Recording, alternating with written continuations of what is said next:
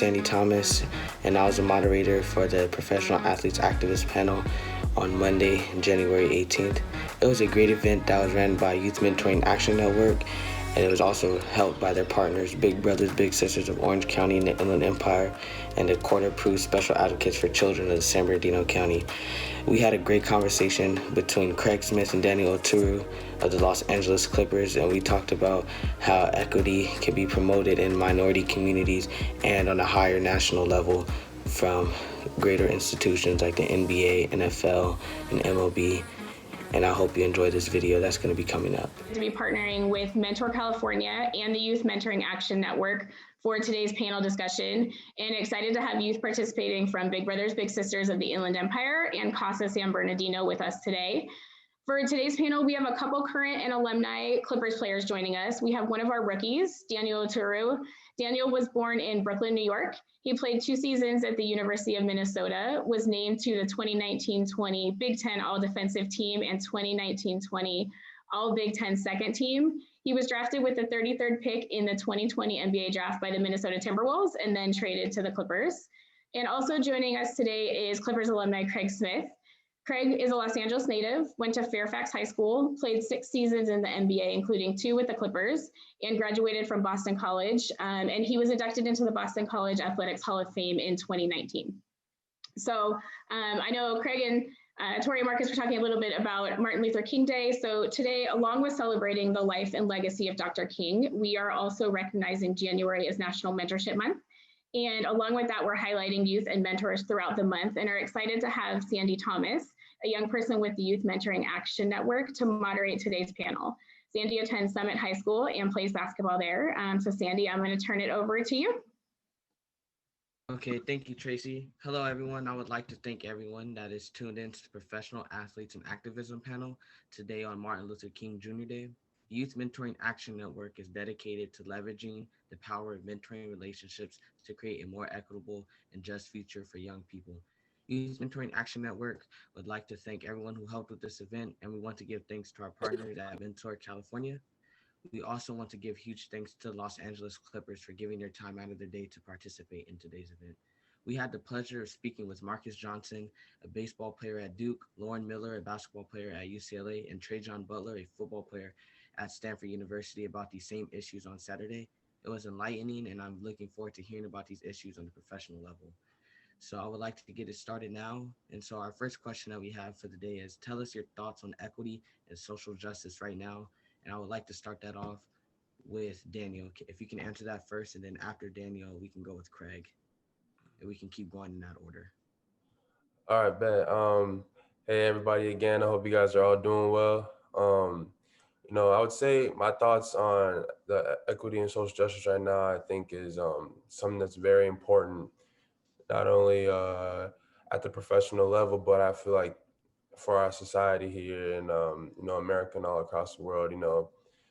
All the stuff that went down this past summer, and all the things that we see on the news every day. I think it's something really important that we need to continue to educate our youth and educate people on what's really going on and how we can make a difference. And I think that, like I said, with the things that have taken place so far in this past year, I think, with different athletes using their platforms to, bring awareness to social justice and social inequality.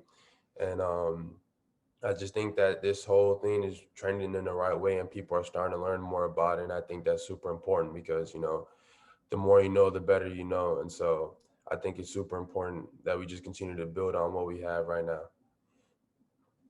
Okay, thank you, Daniel. I know that we're not in person like we would want to be, and we're doing this virtually, and we would clap after that. So if we can get claps in the chat with emojis or with words, that would be welcome.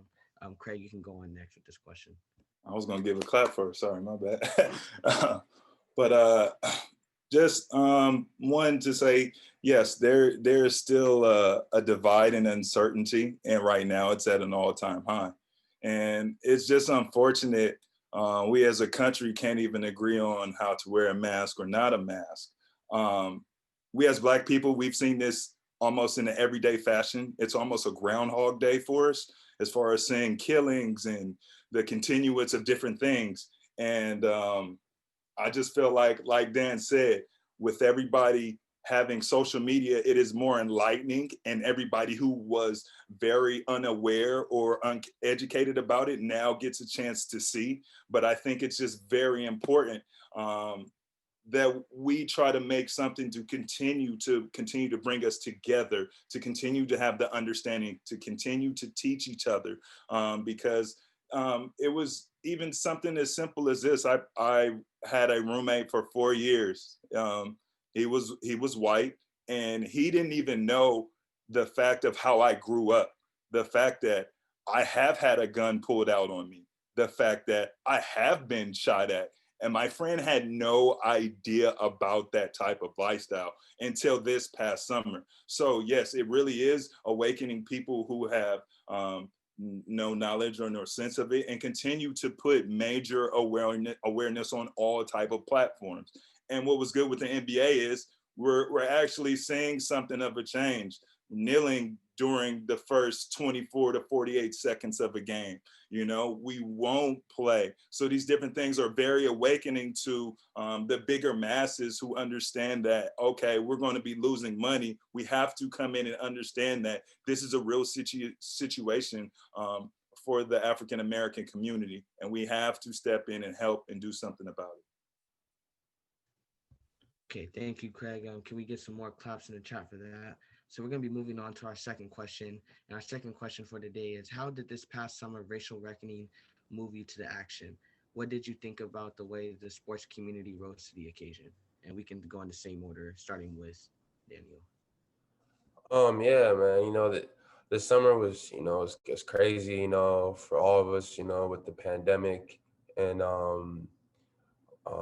the George Floyd situation. The George Floyd situation really hit me because that was in my backyard. That's back home in Minneapolis, Minnesota. And so, to see, something like that happen in your own backyard where you grew up, where you walk the streets of every day, and you wouldn't think of something like that would happen. It's crazy. Um, Even when I was 15 years old, I'm 21 now, but when I was 15, I think I was 15 when, Philando Castile was, that whole situation happened too. And so, this, not only just in Minnesota, but with everything like this going on around the country, man, it made me want to just step up and use my voice. Normally I'm a soft spoken person, kind of like to watch, but never really say too much. But, um, with everything going on, I feel like it was my duty, to try to do what I can to help my community feel safer. And started working with different people in my city with organizing peaceful protests and all types of stuff, just to just try to do my part. And that was something that really became really even more important to me. Okay, thank you, Daniel. This time around in the chat, can we get action, please, in the chat? I apologize. And so we can move on to Craig next. Yeah, being that I played in Minnesota when that happened, I was very, very angry. Um, there was a lot of frustration, but at the same time, I was really moved by the young generation and how they started the marches. They made peaceful protests, and they made me actually take a different approach. Um, Approaches being that I actually went on my BC university. We had a panel discussion. People wanted to understand about what was it like living on campus, and I had to explain that to them, explain the other situations, and more so importantly, the Black woman's message of actually going to my school, because there was actually two different total lives. Me being a Black male at BC and being a Black woman at BC, two totally different perspectives. I got to be a part of that panel. I actually did a podcast with my roommate who I talked about earlier, and a couple other of my roommates, just to try to help understand that boundary of understanding, and hope we can reach different viewers who don't understand the whole situation of what's going on and stuff like that. So I think it's like, in my mind, I was really tired of seeing that, because we've seen it for so many years. I've grew up hearing about Emmett Till and all these different things that's been happening over time and time again. So to have that continue to happen was just really devastating. And now to the fact, it is very important to continue to just reach out to communities and continue to tell stories, because one thing that everyone might not understand is that the fact that our stories are so different and very true and sometimes very very tragic, being or of our upcoming in certain situations. So it's just to continue to, on these platforms, explain, push, and just try to reach out to different people. Even though now during the pandemic, I think I still try to do a random act of kindness where if I have a door open, I want to see if somebody's coming, I'm gonna leave it open for them just to make sure they get in. Let's try to start different dialogue. You know, not only that, just about experiences versus being overseas as an athlete to being an American. Sometimes I feel more under pressure as an American because I'll get nasty looks. But if I'm overseas in certain countries, for example, Israel, I don't necessarily get those looks. I get more of embrace and more of love and connection. And I feel like that's the importance and where America needs to. We need to find out what love is because it's so much hate. I agree with you, Craig. Can we get some more action in the chat? And so we're moving on to our third question here. And our third question is, have you been supported? How have you been supported or encouraged in your equity efforts by older or more seasoned players? And we can go in the same order with this one as well. Um, I definitely say that since I've gotten to the team this year, a lot of the older guys have been really, supportive of, just using your voice and trying to like kind of like what Craig talked about, just being able to have a conversation. Like, let's start there. Like, let's have a conversation about like what's going on, so we can talk to each other and understand one another and understand what each of us are going through. And that was one thing. That was a big thing that some of the older guys have been, laying on me is, just trying to have a conversation with different types of people and get their point of view. Once you start looking outside your own point of view and try to start understanding everybody else around you, I feel like that'll help, a lot of people come to understand one another. Yeah, I Thank you, felt. Daniel. Oh, Oh, I'm sorry. sorry, Craig. Go ahead. No, no worry. We gotta get Dan some claps, Yeah, man. yeah, I was gonna say, can we get equity in the chat for that? And now, Craig, you can speak. All right. Yeah, I've been supported by some of my college teammates. Most of them, well, some of them have played in the league, as far as Troy Bell or Jared Dudley, and even a couple of other professionals as far as on the NFL trade with Matthias Kiwanuka and Will Blackman. Um, there's all about a thing about uniting together right now and being together. Growing up in the inner city, we were always divided by gangs, divided by neighborhoods, you know what I'm saying? Different things like that. So now the energy that I feel in the city and with my brothers is that everybody's trying to unite for a big purpose, to finally come together. Because there was a point, when Martin Luther King like was talking and we were all united at one point, and there's been such a divide since then, and hopefully this situation, being how bad it is, will unite us and bring us together and make us stronger than ever. Okay, thank you, Craig. Can we get some more equity in the chat? So we're going on to our fourth question here, and it's, what advice would you give to the young athletes in terms of using their platform to promote justice? You know, my advice is kind of just sounds redundant here, but I would say, speak up and use your platform, man. It's super important. As young athletes, there's a lot of even young, high school kids, even college kids. There's a lot of young kids that see what you post on social media all the time and that influences them on certain decisions and stuff like that. And so, you know, I would for sure advise just continue to use your platform to the best of your ability. Try to just do as much as you can to educate, and make sure you're putting out the right information. That's another thing too. You know, a lot of people post a bunch of stuff, but a lot of stuff might not be true. And so you got to understand that you're putting something out, whether it's fake or whether it's not real versus what's actually, you know, factual and educational. And that's super important. You know, people get stuck between those two. Okay, thank you, Dan. For this one, can we get a Clippers in the chat for this as well? And so, Craig, you can go on ahead. I think the young players and athletes should continue to educate their followers. Their followers could be really, really young. And in these different times where you have young people, they're trying to decide which direction to actually go to. So by continuing to let them know and keeping them updated, I think that's very important because it can deter them towards the positive route sometimes. Also, positive posts, truthful messages, and I think continuing to support because we're still in the trenches a little bit. You know, there's still different things happening. There's still chaos going on in the world, but you guys got to understand, you guys are the leaders of the future generation.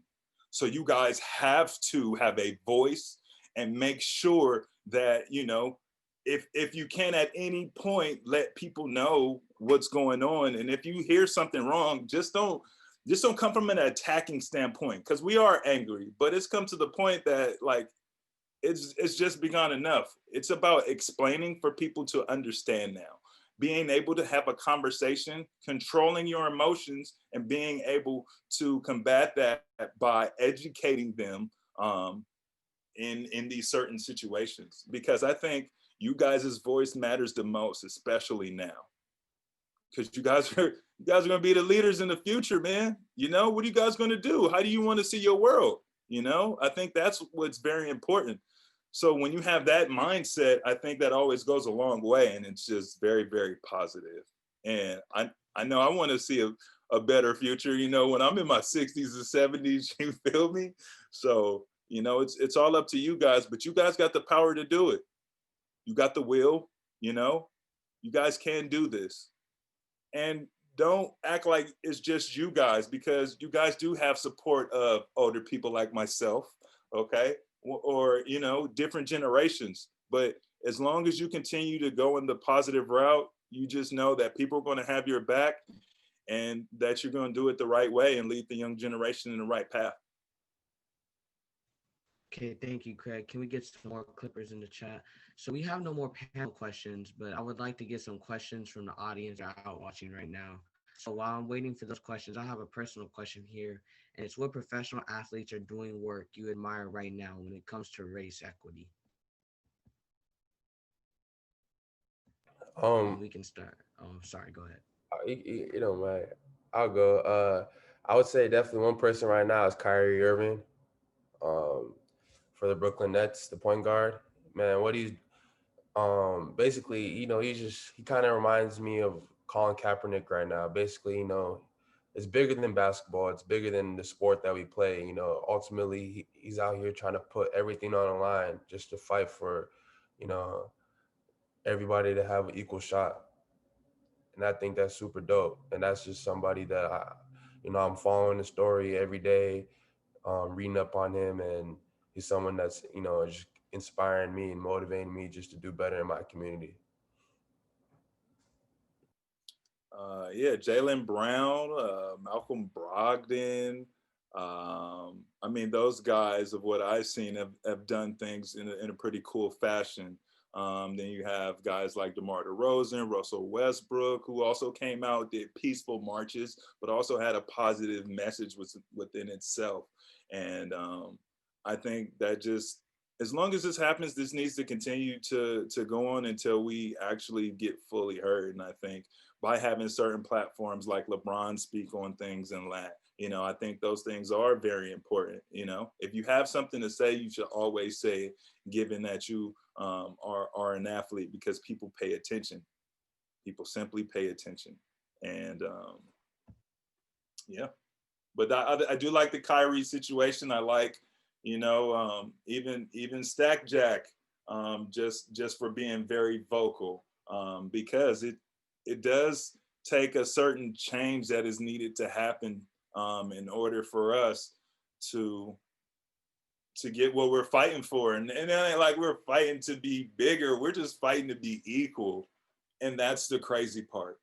And that's the part that, just like I said, it's a groundhog day to us every single day, over and over. What Marshawn Lynch say? Over and over and over and over and over. Like, I'm sick and tired of seeing that. Okay, thank you, Craig. We have a question here from the chat, and it's what are you currently doing to educate yourself on the current and historical issues that people of color are facing? And that question was from Marcus Strother. And we can go in the same order we've been going the whole day. Right now I'm reading autobiography of Malcolm X. That's it was a book suggested to me that I should read, and I've been reading it just just to get a glimpse of from his perspective of life, what life was like for an African American back back in his day, and that's something right now that I'm just trying to you know read because, like I said earlier, I'm trying to gain multiple perspectives so I can have a clear and complete understanding for myself of what's going on. And so that's whether reading a book, or talking to someone and having a conversation with someone that might be 20 or 30 years older than you. I feel like it's all the same thing because I'm trying to gather as much information. Yeah, I totally agree to gather so much information as possible. This actually started for me in about 2012, the year where I actually left the NBA and I actually went to Jerusalem. So I actually started doing some research on just me in general of who I really am. Where do I really come from? And I think that those are the things that are important as well as educating yourself about the different type of leaders, like you said, of Malcolm, Martin. We have so many more than that that I feel like people are very unaware of. James Baldwin, for example. I'm having a brain. I just had the name on my tongue, but Nat Turner, these different types of influencers who did things different ways and actually had some success. And I think that's the important part of learning the history that we actually did not even see during certain years in school. So it really is about educating yourself and finding the truth, because for us it's just not that easy in a sense. So I've definitely been doing my research since about 2014. I've read tons of books. I read a lot of different documentaries. Um, like I said, I've done different types of traveling, and and in my degree of being a sociology major, I'm always curious about human behaviors as well. So I'm always focused on that because I think that's important as well. And well, not as well, it is important, more important than the color of your skin. And that's where I feel like people have these different mishaps, because it's more about personality traits than the color of your skin. Okay, thank you, Craig. We have another question here, and it's what does Dan have to say? Wait, we can come back to that question. So this question is, how do you think activism being more pervasive in sports is going to change the game? I think it's going to change the game, you know, drastically. The sports world is so big. There's so many different athletes, so many people look up to. If their favorite, like for example, growing up, my favorite player ever was Kobe Bryant. And so, I was always on top of whatever Kobe was doing or saying and all that stuff. And I'm using myself as an example because I feel like, now back then when he was playing more, when he was more in his prime, a lot of players weren't speaking up about social injustice and all the stuff that goes on in our world, even today and even back then, as much as they are now. And so now you see guys like Jalen Brown, LeBron James, Russell Westbrook, Kyrie Irving, all these players, Steph Curry, all these players that you know that so many kids and young people look up to nowadays, using their platforms and their social media platforms to, speak up against the inequality in our country and in the world today. I think that's super important. And as we, not only basketball players, but all athletes, you see different types of sports, as long as we continue to do that and build on what we're doing now, I think it'll change the game and hopefully change society for the better. Yeah, and athletes always have a big time following. So I think that's the key point of these big following. And like he said, I wanted to know what Kobe Bryant was doing all the time. So now that you get to go in there and you get to see what they're actually fighting for, and now they can go ahead and when they're on social media, see what they're saying, and then Google exactly what's going on, what he's talking about, and then have that direct understanding. I think that's only going to get better because you can be in a sense like this. Bro can put a highlight dunk up, right? Just a nice windmill, but under he can put say her name, right? Just different things that can get you so much different followings now.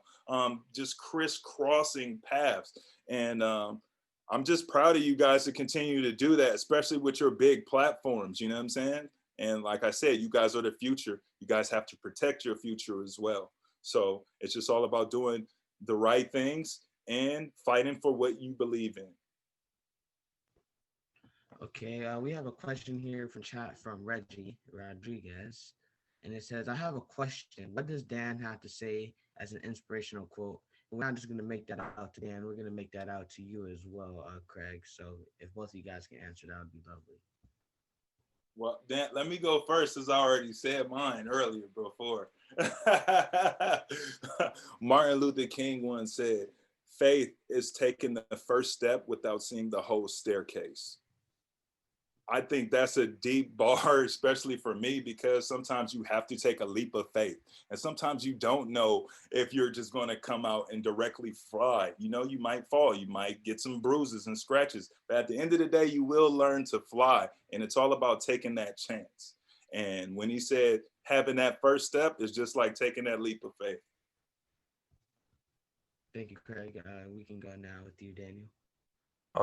I got I got a couple. So my parents are ministers in a church, and so a quote that my mom told me to, to read over and think let it dwell is Matthew 19:26. With God, anything is possible. And that just is a super important quote to me. A Bible verse because that's something I believe in every day. Believing in putting God first and trusting in God, and that as long as I continue to believe myself and believe in God, anything is possible. And that's probably my most important quote to me. And then the other one, my mom says this to me. Just I used to think she said it to me as a joke, but I don't know, because growing up, I used to get impatient. If I wasn't playing a lot, if I was when it came to basketball, if I wasn't getting in and stuff like that, she'd always tell me that Dan, they didn't build Rome in one day. And so I think that's something important too, that um, it takes time for everything and anything that we want to do.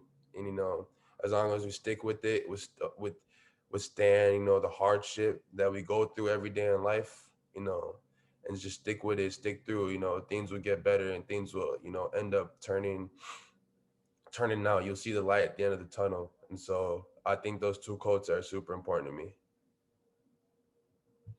Okay, thank you, Daniel. We actually have a question from one of our panelists on Saturday, Trajan Butler, and he's asking, "How do you deal with those who try to question your motives for your actions?" I think that's a good question because everybody always has like an interior motive for something that you try to do that may be positive, but they always want to pick that one part out and be like, "No, you see this is negative." And I feel like when you do that, you just got to know what you're doing is positive and don't try to let them affect you in the way to get you to draw an emotional reaction that's not needed. You just need to put them in a place. Simple as that. If they come with that comment, give them a one-liner. You don't need to come back and react because when you react with your emotions, now people are like trying to pick at that. Well, is he really trying to do this or whatever it is that he's saying is negative, you know? So I think you should always take the high road, but also let it be known about the situation and what you're standing for again. But don't get into the emotional combat of them trying to draw a reaction out of you, because that's what it's mainly about.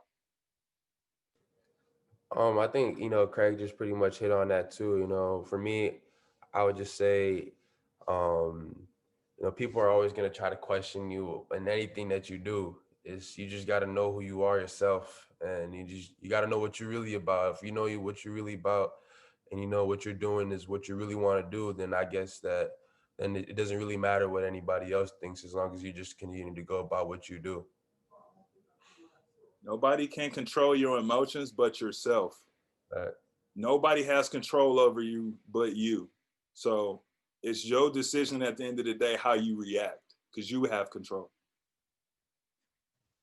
Okay, thank you guys. I'm gonna give the chat one more chance to give any other question that they have, but I have another question personally, and it's how well do you guys think the NBA has been for fighting for racial equity in America and even in the NBA community? And do you think other major institutions that have their standing and social standing should be more like the NBA or try to get to that standing that the NBA is on right now with racial equity? Yeah, I think there are a couple leagues that should follow in the footsteps of the NBA. Just being the fact that we've seen in the bubble that the players didn't play. Adam Silver respect their wishes as players and understood the severity of the situation. And in my mind, he's been a very great leader in that sense of allowing us to fight for what we believe in. Because let's be honest, majority of the league is a very high notch percentage of African Americans. So yes, it is very important to do these things that they are doing. And I definitely would like the NFL to do something a little bit more as well, and as well as Major League Baseball. And I appreciate the fact of some of the things that they did while they were playing as well. But I feel like there just needs to be a little bit more from that side, just showing that they care. yeah, I feel like there's a lot of stuff that we all can do even more to you know try to make change for the better, especially, like you said, the WM or the NBA in a bubble, it did a lot with, promoting social injustice, trying to make sure our voices are heard, especially not only the NBA but the WNBA as well, they Yeah, yeah. them fighting, their ambition, for change too is super important and shouldn't go unnoticed as well. Those women are continuing to fight every day, even though you know they might not be getting as much recognition as they should be getting, but they're out here every day putting their jobs on the line, putting their voices out there to make sure that the right things start happening for African Americans. Okay, thank you, Dan. We got some questions pointed in the chat. We have one from Tori Weeson Sturden, and she's asking, how do you feel about some of these institutions making a statement rather than working for real change? I Yeah, I think about that all the time too, especially with the NFL, because we've seen how they reacted to somebody, trying to make change, and trying to, put their voices out there with Colin Kaepernick, and Yep. how they basically blackballed him and basically, threw him under the bus and didn't give a crap about him and whatever he was trying to talk about. And I think that's super unfortunate. And so now it kind of like what your question was, whenever the NFL kind of says something about like, oh, like end racism or this and that, I don't really take it serious because they've showed in the past that that's not really important to them. Yeah, just to piggyback what Dan was talking about, it's like different organizations that may say something but don't, fall through with different things. And it's like we just need more. We need more. We just don't need a statement. I don't think a statement is good enough sometimes.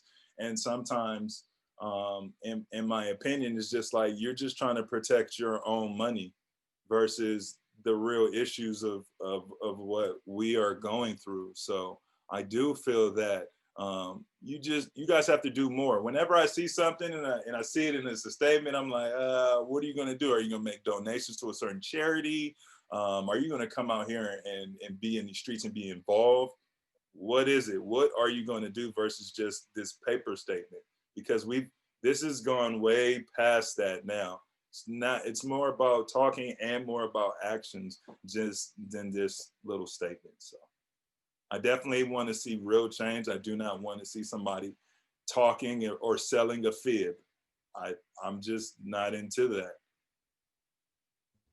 Okay, we have another question here from Marcus Strother, and he's asking, "Who was your mentor, and what did they do to inspire your life?"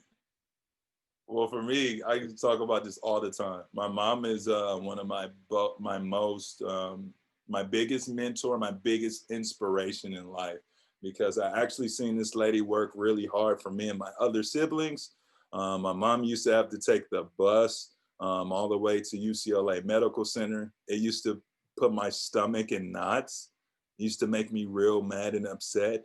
And one day it clicked in my head that I need to be as professional as she is. If she's professional enough to wake up at 5 a.m. so she can get to work by 6 a.m., I can be on Fairfax basketball court at 6:30 a.m. getting a ton of shots up because I know exactly what I want to do, and I want to make sure that you know I got to get this knot out of my stomach. So she was my biggest motivator because sometimes she didn't have to say anything. It was just her showing actions. And her showing actions for me was working hard, um, loving unconditionally, being focused and locked in, first of all, because let's be honest, the bus wasn't the MTA back then, it was called the RTD. And in the RTD, the bus was a little bit insane. It wasn't like you could just this wasn't the dash at all. So just having that toughness, grit, and ready to perform your duties because you love your children so much. That's why it really inspired me to find my passion and love at an early age.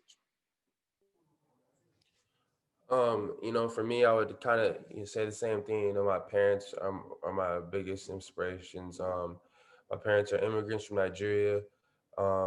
Came here to America, with little money and no help, but they worked so hard, to make something out of nothing, and that was all. That was all the inspiration I needed. Kind of like what Craig was talking about. My mom worked a lot of jobs growing up and had to be at this place at this time early. And so I definitely understand that and feel that for sure. And so I had no excuse. I had it easy. 6:30 is a little crazy, but if I had to be at school by 8, I can get there by 8. I had no excuse not to be there by 8. So or 9. And so, just kind of always growing up, listening to their story was always dope to me. And it just made me want to continue to strive for my goal and to reach my goal and reach where I can be. Okay, we're coming up on our last few questions on the chat. So we got one from Bella Morelos, and she's asking, "How do we stomach everything that's happened and stay strong and motivated while watching everything unfold before us?"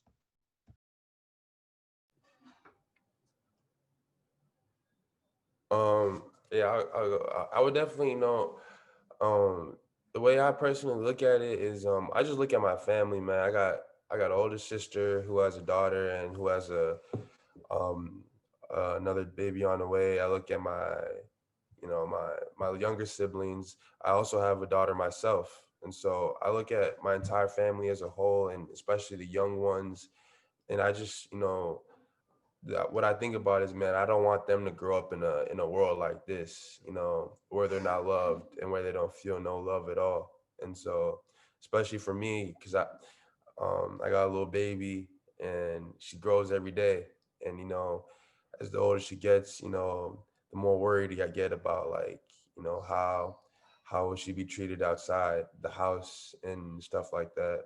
And so that keeps me motivated just to continue to do what I can do to better make my community safe and everybody else's community as safe as possible for us. Yeah, it's seeing the positive things that you definitely want to see in the future. I think that that just goes a long way. You have to understand that I don't want to mess this quote up, okay? So the day, the night is its darkest before dawn. Understanding that certain things that are going to happen is just going to be out of control or very, very negative, that you will just have to stomach and understand that there are better days ahead. Now, being that we are in our one of our darkest times, the light's coming. As you can see on my face, the light is coming. Um, you just got to be patient, and like I think one of the biggest points is you have to be the change within yourself of what you want to see the future become. That's just how this works. Everybody has to play their part, and individually you guys have to play your part. That's just how it goes in order for us to come together and make a better future.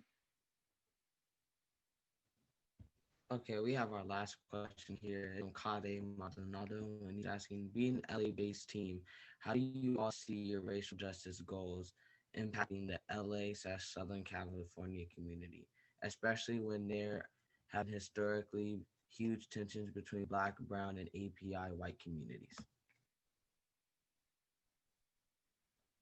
I would definitely say, that's being an LA-based team. I feel like basketball brings everybody together. I feel like everybody loves basketball, and so that's one thing that I would say, you know, definitely help for sure. And also, showing these communities that we out here with them, fighting for them, you know, speaking up for them. We know when their voices aren't heard, we using our voice to make sure their voices are heard. And I think that's something that's super important that we all got to continue to do, especially with the NBA. There's so many different teams that are based in communities, where, there's high tension between different races. And I think that if we continue to fight, try to bring everybody together, like I said kind of earlier, help everybody, have a conversation of understanding. I think that's super important to me, man.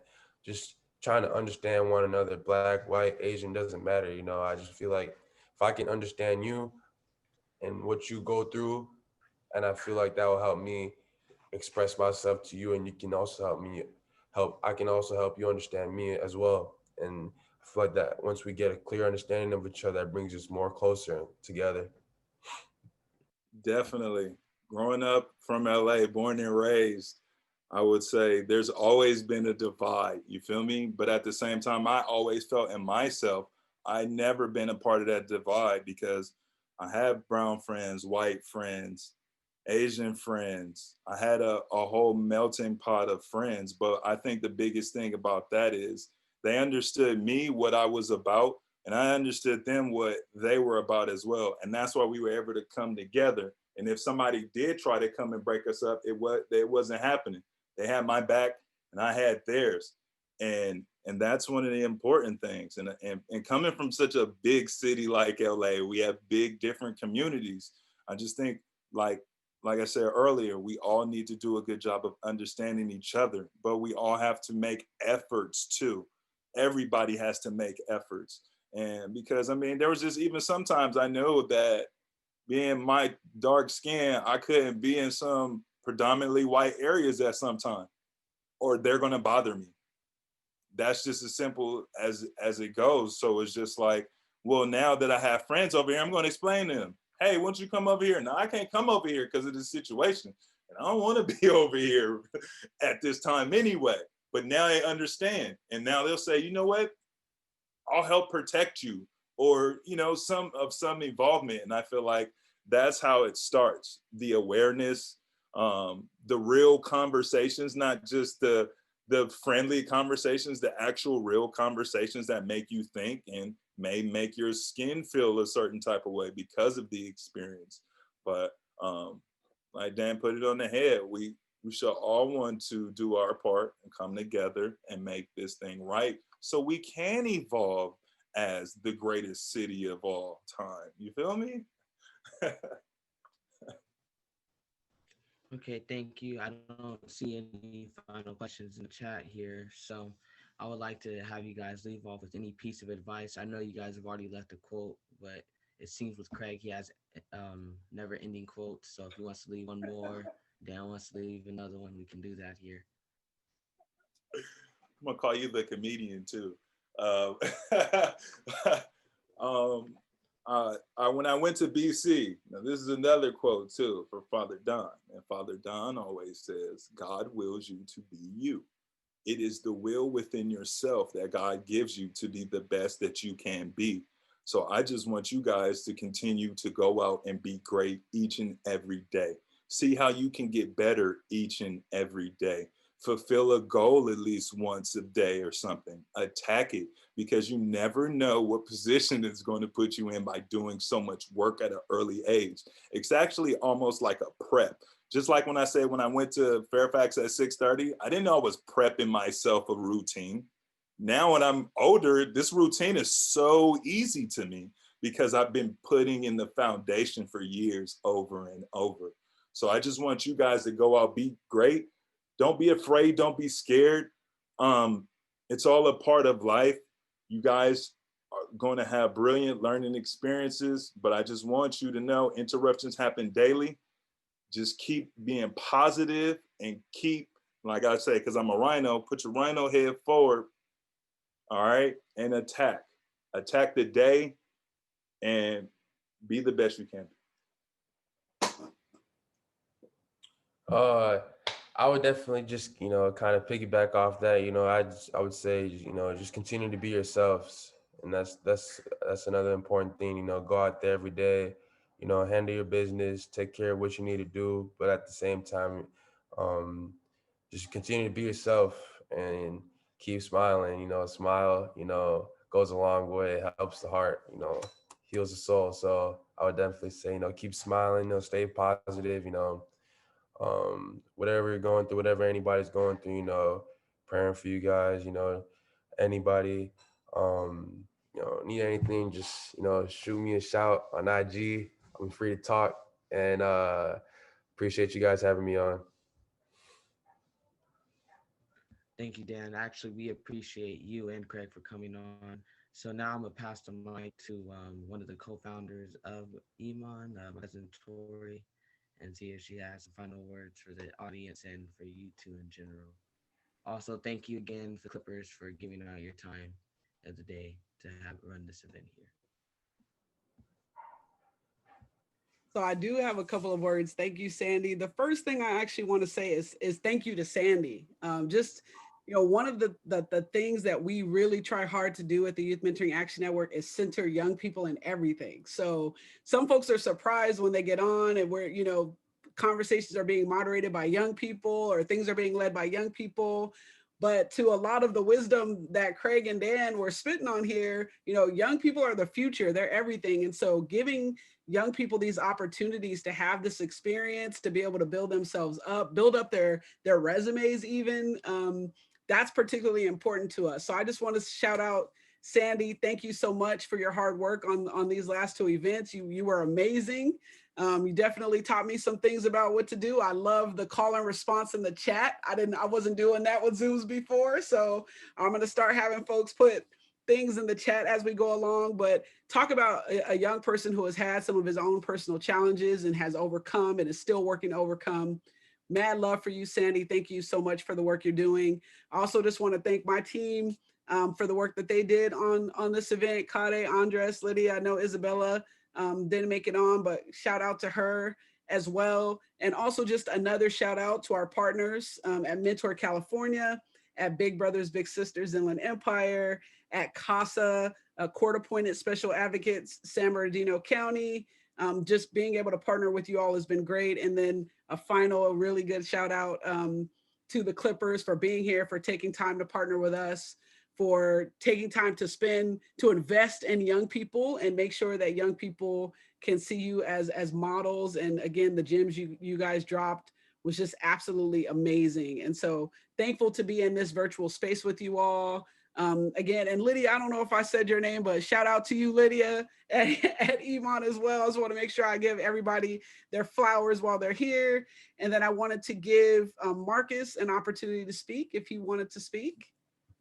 Yeah, I'm gonna be real quick. Tori, I think you said it all. Seeing Jennifer down there from BBBS is amazing. Thank you so much, Jennifer, for all the support. Mentor California, that is our goal, is to be the connection to those mentor programs on the field doing the work every day. So Youth Mentoring Action Network, BBBS, you all are amazing at your work. And in any way we can continue to help and connect and bring opportunity to create a culture of thriving, one caring relationship at a time, that is what we will do. And lastly, I want to say Aaron is here from the Ali Center. Very excited for an opportunity we're going to have coming up in February. The Clippers will be joining us for that as well. Just lifting up the legacy of Muhammad Ali, whose birthday was yesterday. And in the spirit of Craig, maybe we need to work on a book, Clippers in Quotes. I think that's a new thing. In the spirit of Craig, we're going to go with a little Muhammad Ali, who, said, I said I was great before I ever knew I was. So for all the young people, put it out in the universe, be amazing every day. Thank you all. And again, to the LA Clippers, like, coming and showing up for these young people is bigger than you know. So we totally appreciate you, love you, and look forward to seeing you all again. Craig, it looked like you was gonna say something else, so. I mean, it was just the point that you, like, it was very true, because I said that, I wrote it in like the 3rd grade. I'm going to the NBA, So yes, say it, believe it, work on it. It's manifestation is real. Believe in yourself. Always believe in yourself, y'all. That's the most important thing. Just continue to believe. For sure, for sure. Tori, I'm gonna give it back to you to end it out. Just thank you so much and happy to be in community. Jennifer, real quick, since we have a few extra moments, do you want to say, nope? She's like, nope, I'm good. Okay. So, again, just thank everyone for being here. Thanks for the young people who logged on. We know you spend a lot of hours on Zoom these days. So thank you for spending another hour with us. We appreciate you. And thank you again to Craig and Dan and Sandy and Tracy and Kirsten, all the Clippers team. You guys have been amazing.